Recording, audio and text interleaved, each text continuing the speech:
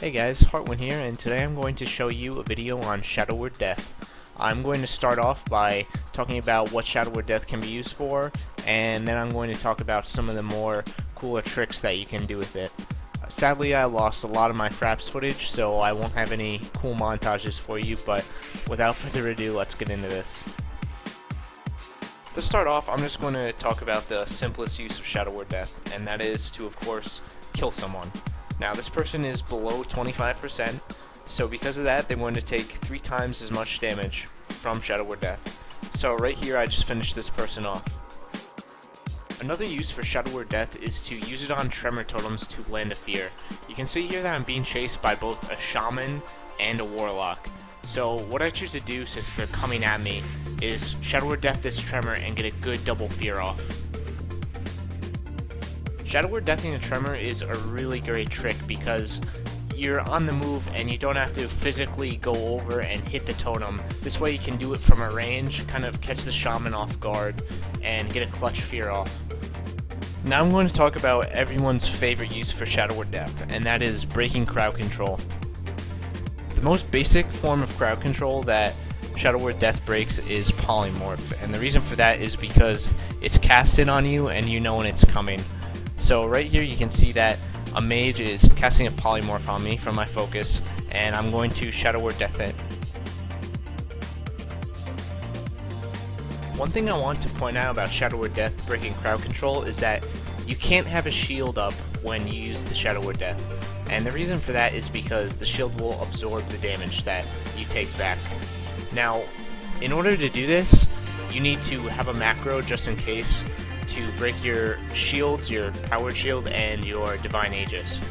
But be careful when you do this because sometimes you really don't want to break your shield, and it could really hurt you if you end up breaking your absorb and people switch onto you. The next thing I want to talk about is how easily accessible your Shadow Word Death is. Because it's on a 12-second cooldown, it's very easily accessible, so you want to try to break as many crowd controls as possible. Now, you see me here in a rated battleground, and it's kind of different from Arena. Arena, I have the Arena frames to help me out to see what people are casting, but in rated battlegrounds, you don't have that. So the first thing I do is I try to focus a mage immediately because they're the ones that are probably going to crowd control me. So right off the bat, as soon as we enter this battle, you see that I already have the mage on focus, and this way I'm going to see when he's going to crowd control me. The sad part is if there's more than one mage, sometimes you might get cheaped by the other mage and you might not even see it. And yes, that kind of sucks. You basically just have to call out for a dispel, or you need to trinket it if you have to. But right here, I got the mage on focus, the right one, and he goes for a polymorph on me, so I Shadow Word Death it. Another thing to notice here is that the mage actually doesn't have me targeted, so this means he's using some kind of a macro to polymorph me. Now, what you want to think about in all these situations is what's going on in the fight, and this is going to give you a good indicator of who the mage is actually going to polymorph. It's kind of hard to get the polymorph if he doesn't have you targeted, so you don't really know, so you kind of have to just think about what's going on in the fight in order to get that Shadow Word Death off. To give you an example of what I'm talking about paying attention to the fight is right here. Now you see that I'm in a little bit of a 2v2 here with Nobody 7 and a mage and a paladin. And what we want to do is we wanted to go on the paladin.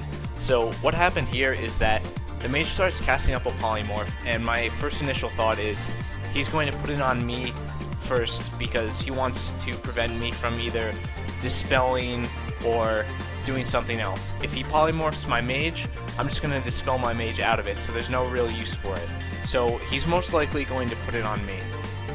Breaking polys with Shadow Word Death is a whole lot easier now in Cataclysm compared to Wrath of the Lich King, because mages used to have just a whole ton of haste, and their cast would go off before you could even see it. But now, since crowd controls are 2-second cast times, it's really easy for you to Shadow Word Death them, other than him not targeting you. But one thing to think about is the mage still can fake you, and he'll start a cast and you'll Shadow Word Death him, but you'll just throw it right into him and he'll just sheep you right after. But one thing you can do is you can throw your Shadow Word Death on another target. Right here you see I don't even use my Shadow Word Death on the mage. I put it on the paladin because we're trying to kill him. That both helps me try to kill the paladin with the mage, and it also doesn't get the mage thinking that I used my Shadow Word Death. He might miss it and not know I've even used it, so he might just sit there and keep faking. So it's a good idea to try to use your Shadow Word Death on maybe your kill target. The last thing I want to mention about breaking polymorph with Shadow Word Death is to watch your global cooldown. And by watch your global cooldown, I mean sometimes you want to do more than you're capable of, and the global cooldown really prevents that. Sometimes you want to spam damage or spam a lot of dispels, and it's just not possible because if a mage casts polymorph and you're on global cooldown, you really can't afford it sometimes, and he'll just polymorph you and you won't even have Shadow Word Death up because it's on global cooldown. So sometimes you need to just take it easy and slow yourself down, so just be aware of that. Now that I've talked about breaking the most basic form of crowd control, which is polymorph, I want to talk about doing some more advanced stuff, and probably the most satisfying is breaking a rogue's blind. Now you see that my warlock is in some serious trouble, and I've already used my trinket because the Shadow Priest did something to me and my warlock was just sitting out in line of sight.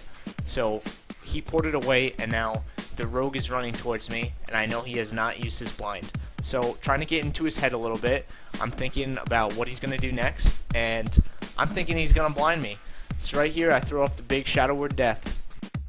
Because I Shadow Word Death that blind, I didn't have to sit in a full 10-second crowd control, and I was able to just heal my warlock up, and I was actually able to save him here. The cool thing about Shadow Word Death is that you can use it for anything that breaks on damage. I showed you a blind, you can use it on Scatter Shot, Wyvern Sting, things like that. But one thing you can also do with it is to break a fear. But to do this, you kind of have to be a little bit careful. Since fear breaks on damage, something you can do is, if you're fighting something like a Destro Warlock, you can Shadow Word Death a fear, and when he does a little bit of damage to you, it breaks you out a lot earlier than when it actually should have. Right here you see that I Shadow Word Deathed it and took some damage, and once the Warlock immolated me, I was actually able to come right out of his fear. That way I can just dispel the immolate off, and he basically used his full DR on me, and I'm still looking good. However, you really need to make sure that if you ever do this, you're alright on HP, and if you do find yourself dipping in health, you're able to bring yourself back up. Alright guys, that's about all I have about Shadow Word Death, so if you have any questions, please feel free to ask me, and thanks for watching.